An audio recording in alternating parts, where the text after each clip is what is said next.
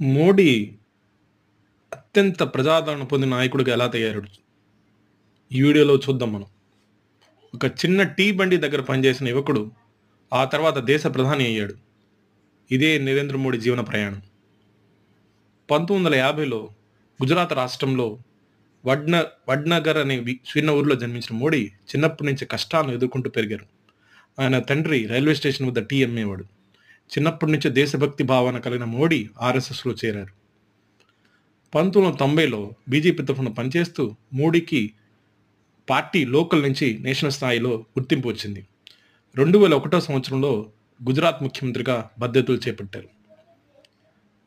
ఆ సమయంలో గుజరాత్ మోడల్ పేరుతో మోడీ అభివృద్ధి, పారదర్శక పాలన మీద ఫోకస్ పెట్టారు. విద్యుత్ సరఫరా, పరిశ్రమలు, ఇన్ఫ్రాస్ట్రక్చర్ అన్నిట్లో గొప్ప మార్పులు తీసుకొచ్చి గుజరాత్ని నెంబర్ 1 స్టేట్గా మార్చారు.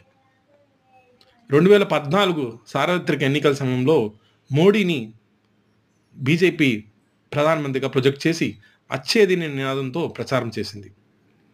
సామాన్యుల మద్దతుతో బీజేపీ ఘన విజయం సాధించింది.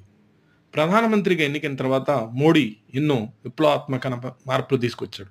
Swachh Bharat, digital India, Ujjwala Yojana, Jan Dhan accounts, Atmanirbhar Bharat ఇలాంటి ప్రజల శైలిని మార్చాయి. ఇలాంటి వీడియోలు